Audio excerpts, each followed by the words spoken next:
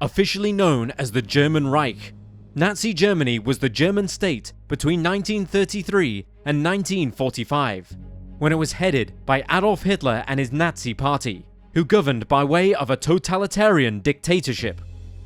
The term Third Reich means Third Realm or Third Empire, and refers to the Nazi declaration that Nazi Germany was the successor to both the Holy Roman Empire and the German Empire, the latter of which took place between 1871 and 1918, ending with the abdication of Kaiser Wilhelm II. In Nazi Germany, life was difficult. Though there was little unemployment, workers were subject to poor wages and bad conditions. Women were to stay at home and produce children, while children themselves were indoctrinated with political propaganda as soon as they entered education.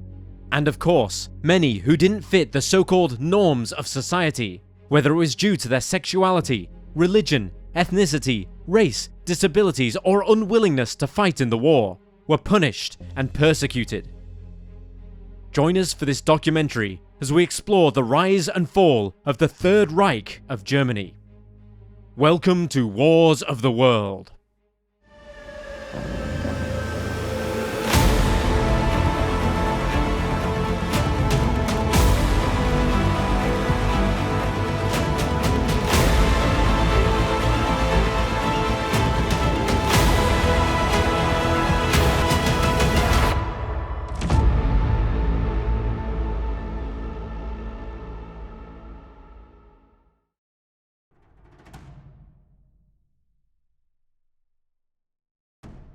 In late 1919, Adolf Hitler joined the DAP, or the German Workers' Party, a far-right political party established following the end of World War I. Though the party lasted just over a year, it was an important stepping stone for Hitler in his search for power. He became a prominent figurehead within the party, and even became its leader after threatening to leave. Nobody was keen to see him go, as he was one of the party's most popular speakers, and he drew attention and support to the party. The following year, the group shed its old name and became known as the NSDAP, or the National Socialist German Workers' Party, though today it is simply referred to as the Nazi Party. Though Hitler didn't approve of the inclusion of the term socialist, as it didn't align with his politics, it was chosen to entice left-wing and working-class citizens.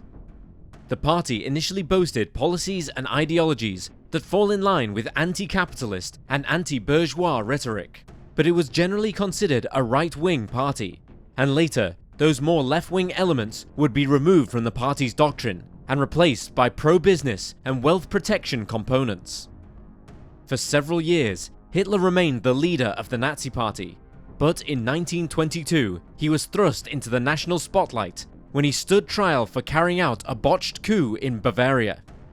And though he was given 5 years in prison for the offense, he served just 9 months before being released. It was around this time that he penned the now infamous Mein Kampf, known in English as My Struggle, his autobiographical manifesto, which served as the basis of many Nazi Party policies. Hitler seized the opportunity upon leaving prison to begin campaigning, making use of his newly gathered fame. He and his Nazi party advocated for anti-communism, anti-Semitism, ultranationalism, and the total destruction of the Treaty of Versailles, signed at the end of World War I. Though he was relentless in his campaigning, at the time not much attention was paid to Hitler and his Nazi party. It wasn't until the 1929 Wall Street crash in the US that the German economy and its people were thrown into crisis. Leveraging the difficult times that civilians in Germany were facing, Hitler began to disavow the current government loudly and criticized its lack of help and concern for its people.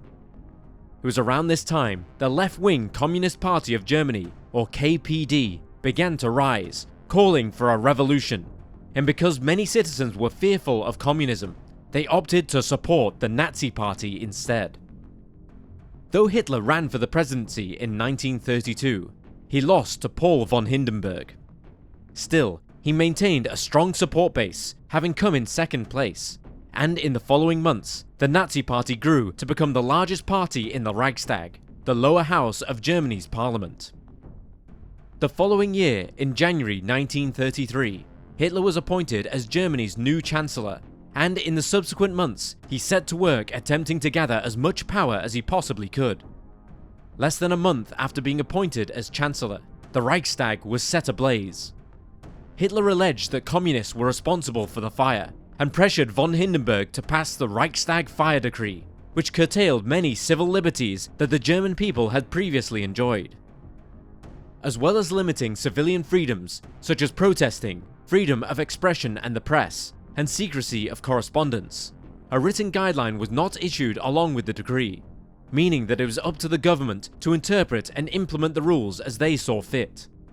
It allowed the government to assume powers previously reserved for federal states, and saw them introduce harsh penalties for specific crimes, including the death penalty for setting fire to public buildings. The decree naturally wreaked havoc on the KPD. In parts of Germany, the communist press was banned, as were communist meetings and demonstrations. They even apprehended party leaders. Meanwhile, in Prussia, arrests of KPD members were common, with thousands of leaders being imprisoned just days after the fire. In the 2 weeks following the release of the Reichstag Fire Decree, the total number of arrests in Prussia was 10,000. In the aftermath of the introduction of the decree, Hitler started removing anyone he deemed to be a threat to his political career, and pushed for harsher measures to be implemented when it came to dispatching his rivals. And thus came the Enabling Act of 1933, a law which gave the German cabinet, and specifically the Chancellor, the power to make and enforce laws without them needing to be approved and overseen by either the Reichstag or President von Hindenburg. It effectively allowed Hitler to avoid the checks and balances which were designed to prevent a prominent politician such as himself from abusing his power. The following month, in April 1933, Hitler constructed the first concentration camp in Dachau. It was first intended to be used for his political opponents, including communists and social democrats, although later criminals, foreign invaders, and Jews were all sent to the camp. Later that same month, the law for the restoration of the professional civil services was passed. This act is considered one of the earliest examples of the severely racist and anti-Semitic legislation that the Nazi Party was famous for, and sought to remove Jewish and non-Aryan individuals from civil service roles. Many were forced to retire from their positions, but some, mostly those with communist ties, were fired altogether.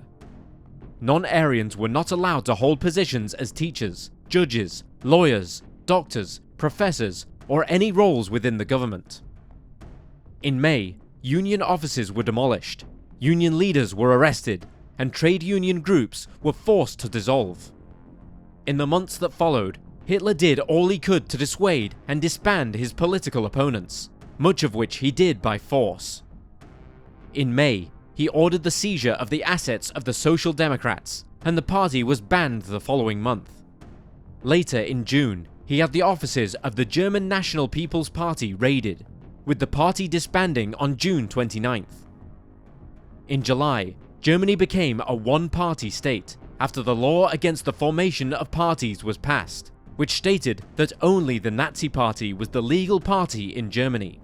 Founding new parties was made illegal, and any remaining parties were banned.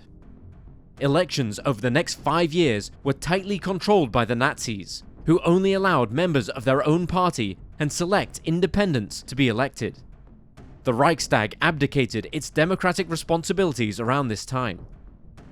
Hitler did not see rise to power alone.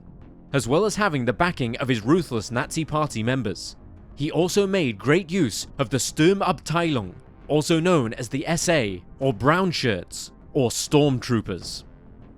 This paramilitary group was officially founded in 1921 to aid in protecting the Nazis while appearing in public at rallies and assemblies, to disrupt the meetings of political opponents, and to fight against the paramilitary units of other parties, including the KPD's unit named the RFB. Initially, the SA had acted informally, with the group beginning as a voluntary paramilitary unit, but in early 1920, during an assembly of around 2,000 people, which saw Hitler discuss the Nazi Party's 25-point program, he ran into trouble with hecklers and protesters. As a result, the SA stepped in, utilizing rubber truncheons to remove dissenters from the premises. They were established the following year as an official group, and throughout Hitler's time in politics, they were used to intimidate, destroy, and spread fear amongst anyone that he saw as a threat. In August of 1934, President von Hindenburg died, and Hitler seized the opportunity to take over, becoming the Führer of Germany. Just 2 months earlier, he had written to a British correspondent, quote, "At the risk of appearing to talk nonsense, I tell you that the National Socialist movement will go on for 1,000 years. Don't forget how people laughed at me 15 years ago when I declared that one day I would govern Germany.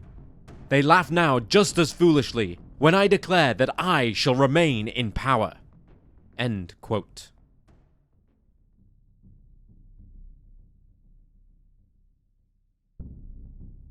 Hitler viewed the structure of Germany's government as a pyramid. He was at the top, and those below him were his subordinates.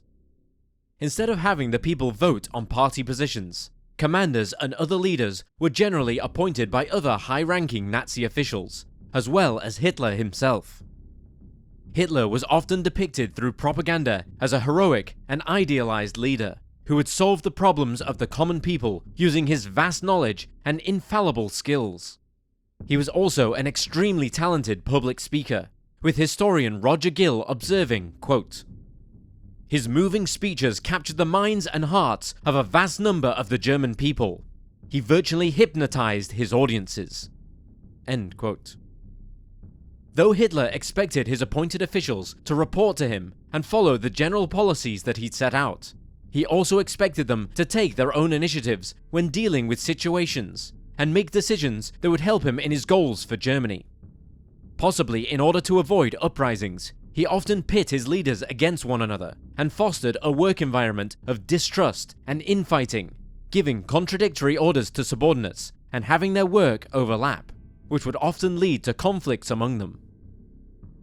In 1934, Hitler introduced the law concerning the head of state of the German Reich, a statute which pulled Hitler's previous position as Chancellor together with that of the Reich President, meaning that he had the powers of both. It also meant that the only person who could dismiss Hitler from his position was Hitler himself. Shortly after Hitler's takeover, civil servants as well as members of the military were forced to swear unconditional loyalty and obedience not to their country but to the Führer. He positioned himself in such a way that his word was deemed to be more important than the law. For example, any acts that he had sanctioned, including murder, were legal, even though murder was still considered a crime otherwise. Many laws remained in place following his takeover, though courts began to issue more death sentences than they had previously. Those convicted of multiple offences, even if they were minor, could see themselves put in prison for the rest of their lives, and thousands of petty offenders, like thieves and sex workers, were imprisoned without a trial. Hitler established the People's Court in 1934 after he became disgruntled by the outcome of the Leipzig trial.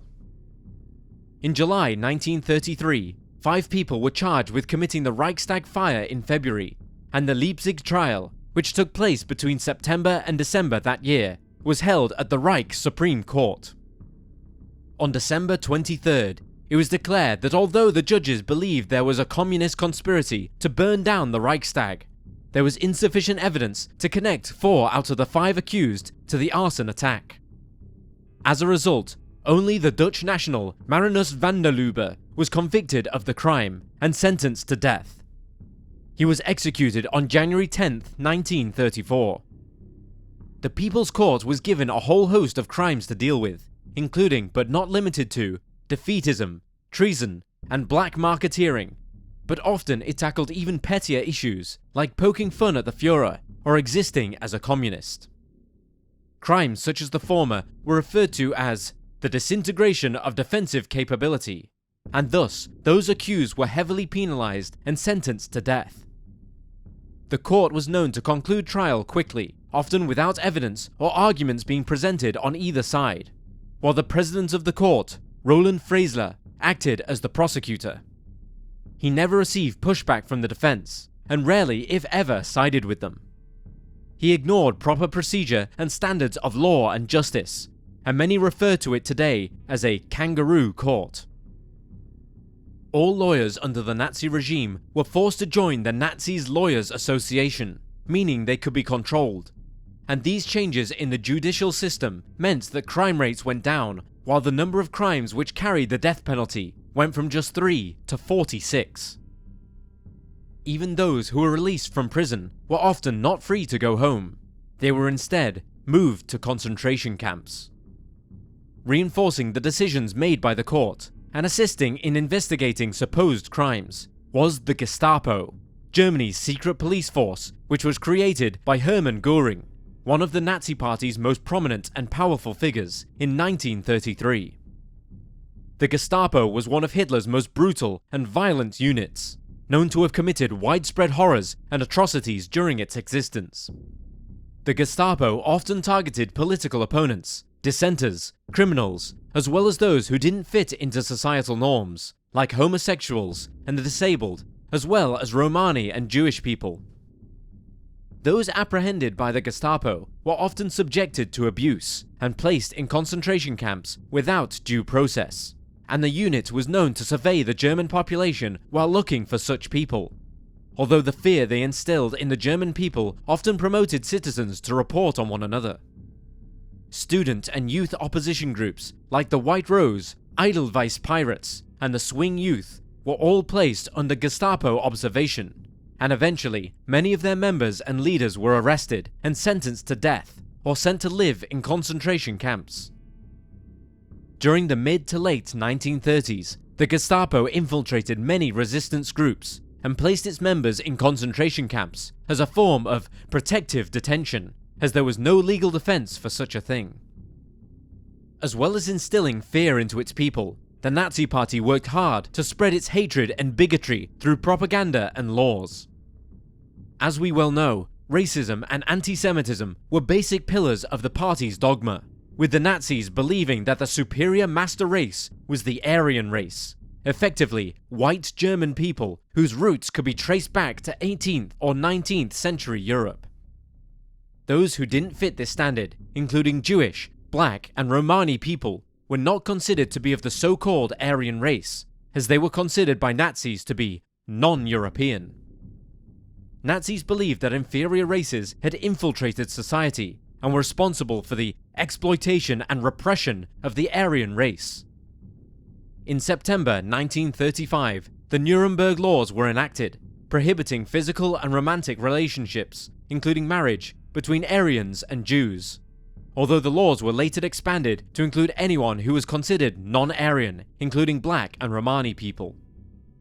The laws also stated that women under the age of 45 could not be employed by Jewish households, while another law, the Reich Citizenship Law, observed that only those of German or related blood could be citizens.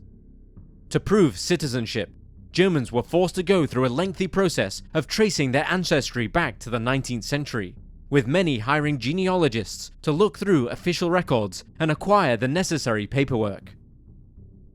Once completed, relevant paperwork was submitted to the Reich Office for Kinship Research for review. Furthermore, citizenship could be revoked or denied to anyone who was not supportive enough of the Nazi regime.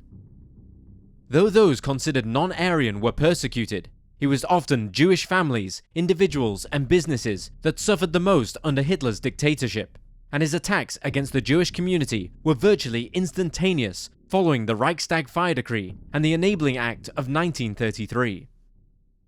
In March of that year, the SA attacked various Jewish businesses and synagogues, and a month later, on April 1st, Hitler declared a national boycott of Jewish businesses.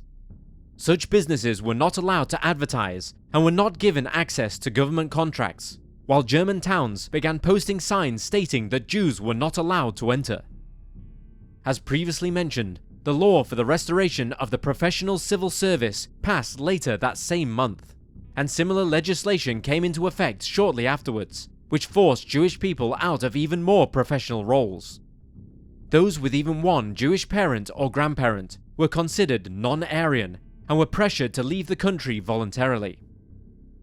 In 1938, things escalated sharply when on November 7th, Herschel Greenspan, a Jewish teenager, shot and killed a Nazi Party member and Foreign Office diplomat named Ernst von Rath.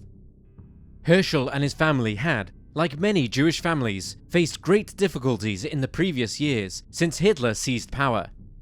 His father lost his business, his siblings lost their jobs, and by the time of the murder in 1938, he just learned that his parents had been forcibly removed from their home and sent to Sponschen, a concentration camp on the border with Poland.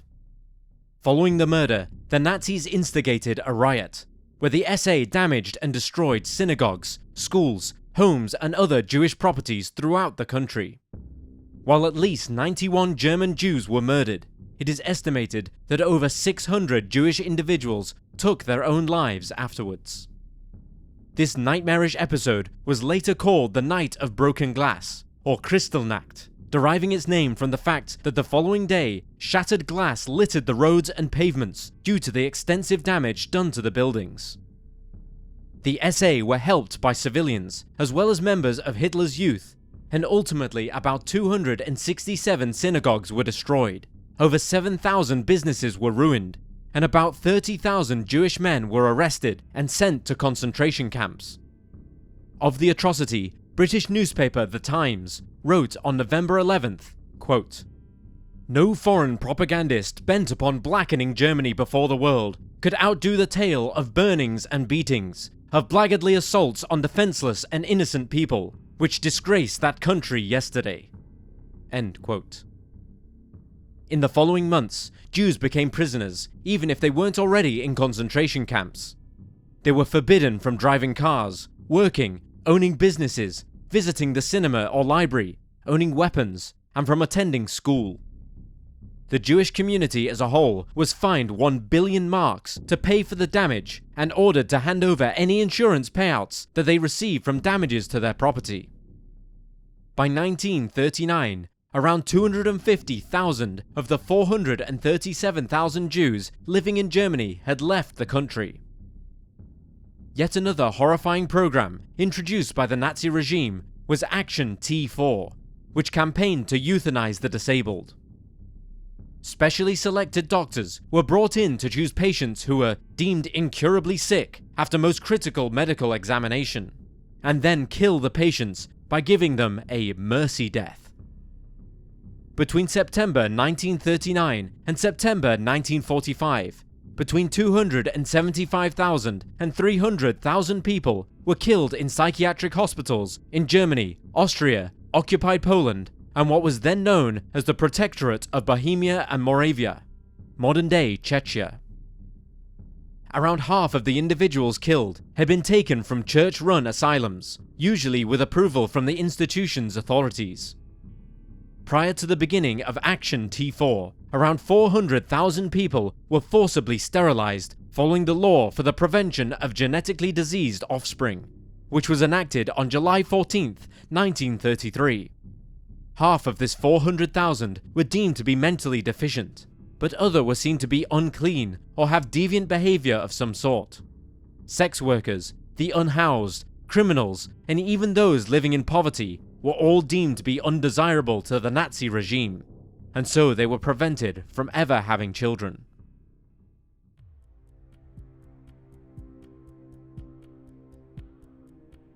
Many German citizens had supported the Nazis in the very beginning due to their promises of making a brighter, wealthier future for a whole country of people, whose economy had been devastated by the Wall Street crash of 1929.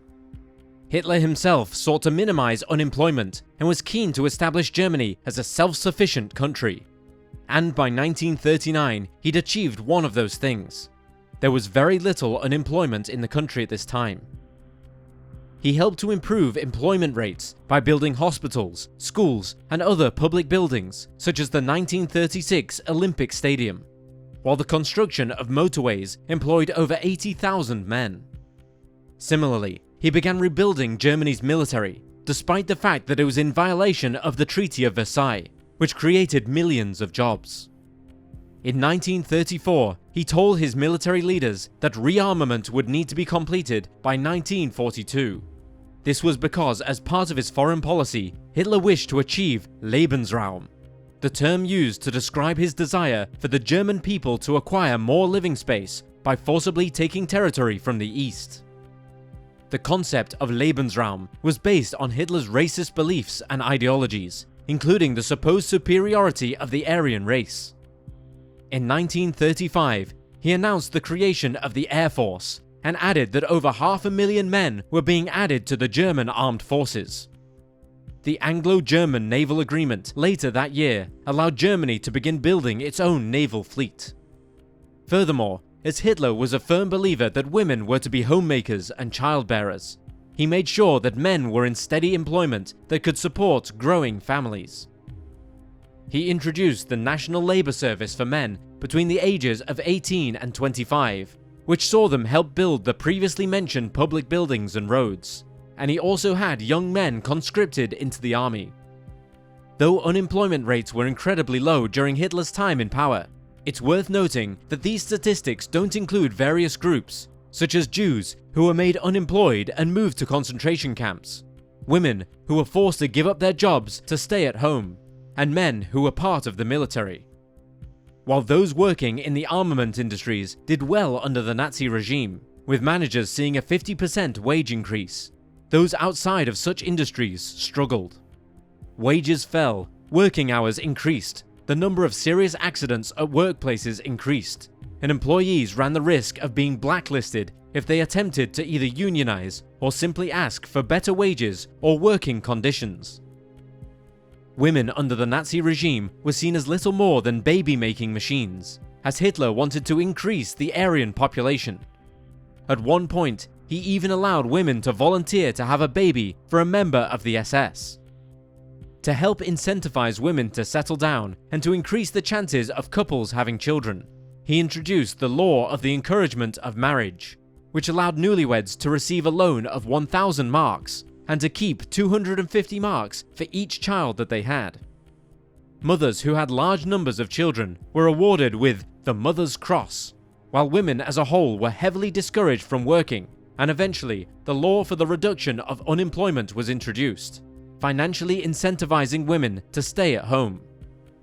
Women were not drafted into the army until 1943, 2 years before the end of the war. Notably, not even young girls were able to escape the traditional gender role indoctrination, as while boys had the Hitler Youth program, which taught them how to stay fit and fire a rifle, young girls had the League of German Girls, which taught them how to cook and sew. Both girls and boys, however, were taught an altered curriculum at school, which focused on indoctrinating them with Nazi beliefs. Their history lessons included how the party rose to prominence, while biology involved learning about eugenics and pseudoscience. Children were even taught a new subject, race study and ideology, which focused on Aryan ideals with a side of anti-Semitism. Hitler and the Nazis sought to control every aspect of German citizens' lives, and propaganda and the censoring of journalism was a huge part of that. Joseph Goebbels headed the government department responsible for such activities, the Ministry of Public Enlightenment and Propaganda, as well as making the Nazis and Hitler a part of everyday life by having the Nazi flags displayed throughout the country, along with photos of the Führer. Goebbels made sure that all media outlets were controlled by the party, restricting what stories they could print. More often than not, only ones that showed Hitler and the Nazis in a favorable light. Similarly, the Reich Broadcasting Corporation was the only accessible radio station at the time, run of course by Goebbels.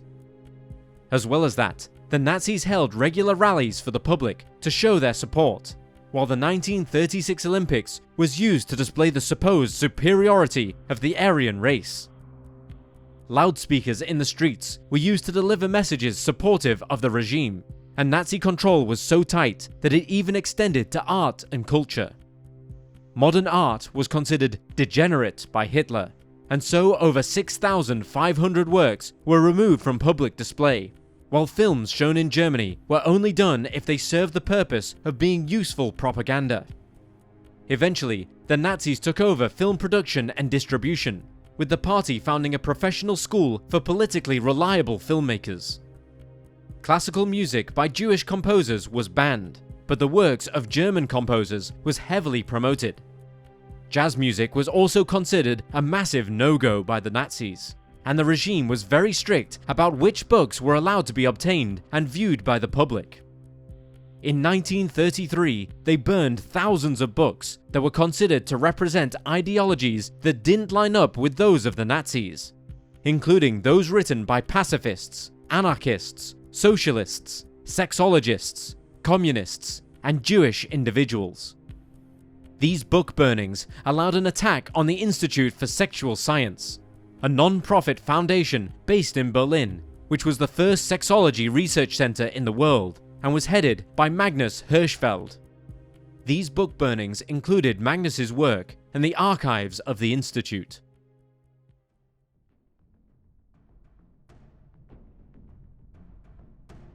In May of 1933, Hitler stated that he would accept an offer from US President Franklin D. Roosevelt for military disarmament, but only on the condition that the rest of Europe did the same thing. When they failed to do this essentially impossible task, Hitler pulled Germany out of the World Disarmament Conference and the League of Nations. He stated that the disarmament proposals were unfair as they only applied to Germany. He often spoke of longing for world peace and even signed a non-aggression pact with Poland in January of 1934, using it to support his claims that he had no interest in war. Furthermore, when a Nazi uprising began in Austria later that year, but ultimately failed, he disavowed the plan and sent his men to Vienna to repair relations.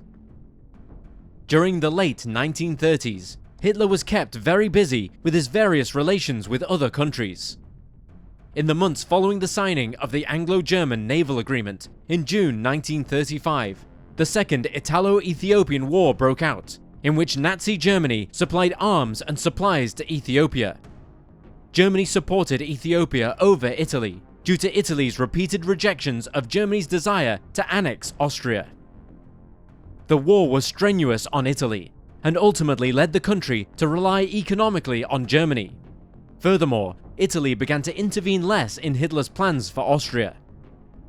The outbreak of the Spanish Civil War in 1936 also allowed Hitler to establish better relations with Benito Mussolini, Italy's dictator, and in October of that year, the two countries formed a coalition named the Rome-Berlin Axis. He also used the Spanish Civil War to double down on his anti-communist campaign, and in 1937, Germany, Italy, and Japan all entered into the Anti-Comintern Pact, an anti-communist agreement that the Japanese believed would be an alliance against the Soviet Union. But in 1940, the three countries signed the Berlin Pact, which identified the US as the main threat, rather than the Soviets. Over the years, Nazi Germany had sought to annex Austria and force them to fall under Germany's rule, but it wasn't until 1938 that the Nazis achieved such a feat. Early that year, Austrian Chancellor Kurt von Schuschnigg met with Hitler in a bid to reassert the country's independence. But the meeting didn't go as planned, and on March 9th, he called for a vote to determine whether or not Austria's people wished for the country to be annexed. However, before the vote could take place, von Schuschnigg buckled under the pressure placed against him by the Nazi Party and ultimately resigned. Reportedly, while under coercion from the Nazis, and as a part of his resignation speech, he asked Austrian forces to comply with a German advance into the country. The next day, on March 12th, Hitler and his men entered the country, where they were met with admiration and enthusiasm. The annexation of Austria was completed on March 13th, after a new Nazi government was appointed. Von Schuschnigg, for his part, was imprisoned following his resignation. The following year, Germany invaded Czechoslovakia, and on September 1st, 1939, Hitler invaded Poland, though he was told that if Germany did not leave, Britain and France would declare war. Hitler's men ultimately remained, and the invasion continued. 2 days later, Britain declared war.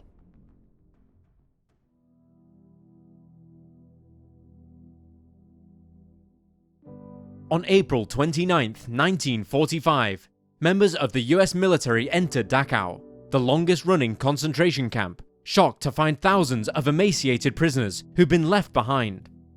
By the time the camp was liberated, Italy had fallen and things were looking bleak for Hitler and the Nazis.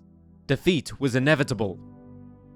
The following day, Hitler took his own life in the underground bunker he'd been holed up inside in Berlin. In the 2 years before Hitler's death and the end of the war, it was clear that Nazi Germany would crumble beneath the force of the Allied powers.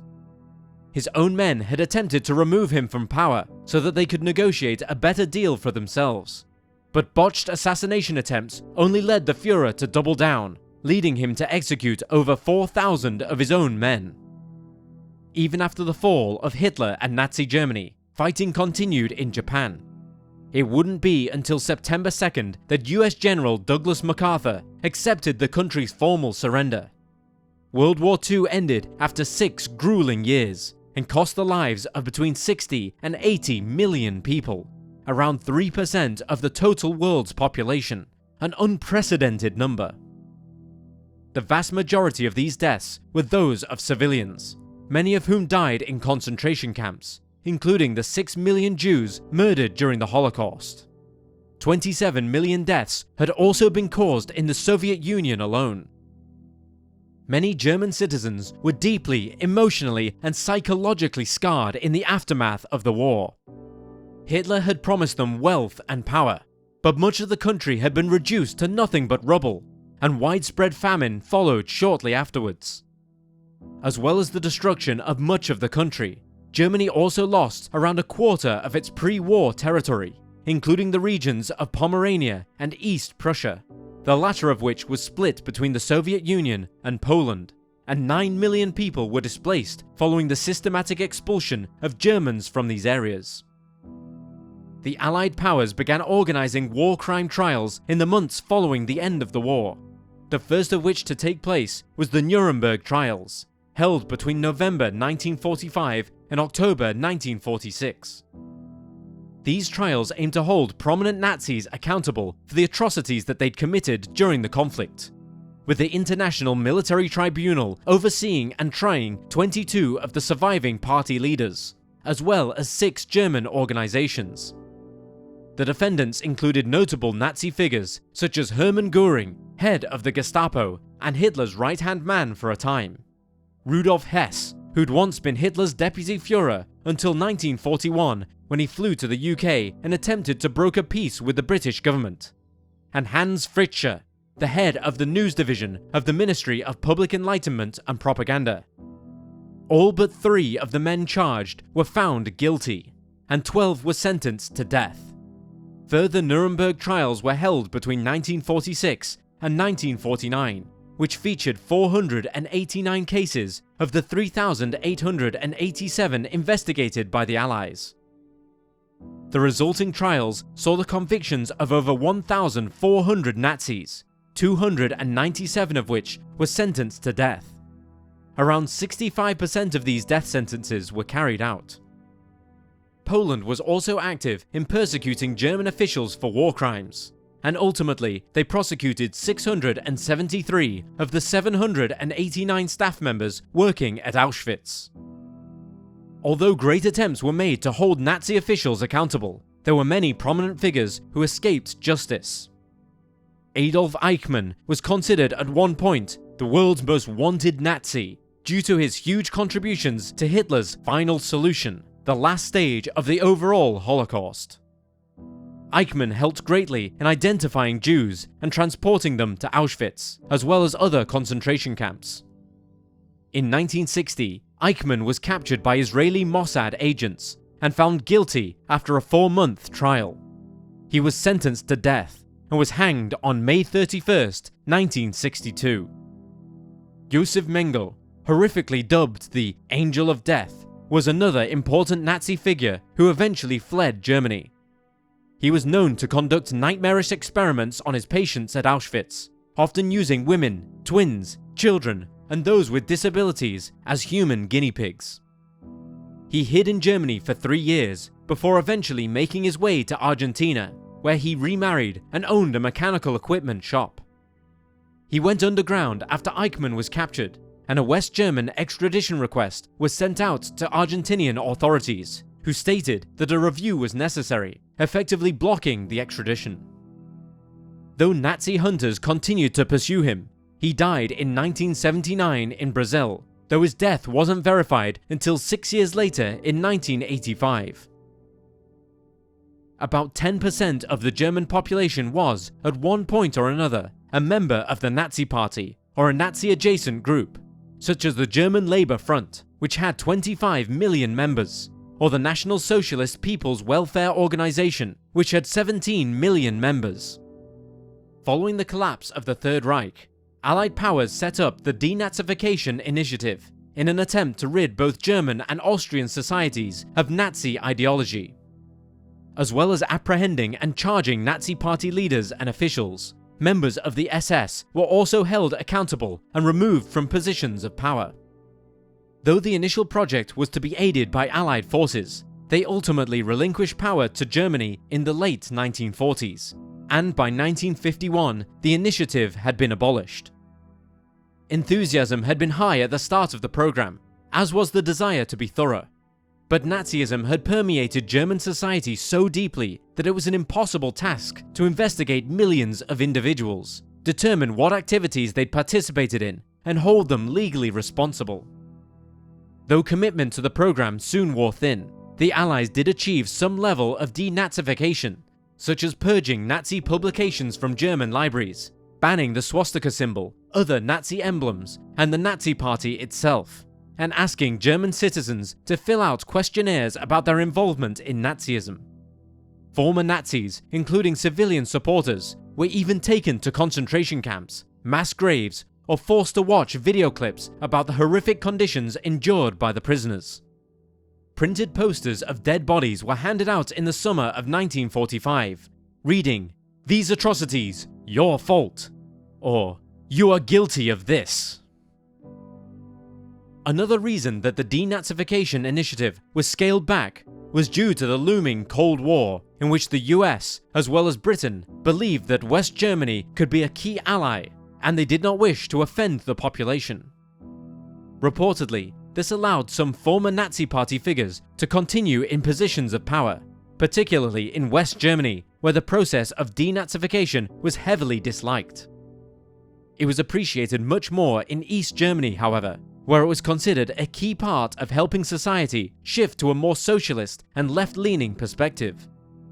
Modern US critics of the program called it a counterproductive witch hunt and an overall failure. Following the end of denazification, several amnesty laws were passed, which affected over 790,000 people. Those with light, lesser sentences, including members of the SA, SS, and lower members of the Nazi Party, were ultimately pardoned. As a result of these concessions, many former Nazi Party members entered back into the political system. In 1957, 77% of the German Ministry of Justice's senior officials were all ex-Nazis.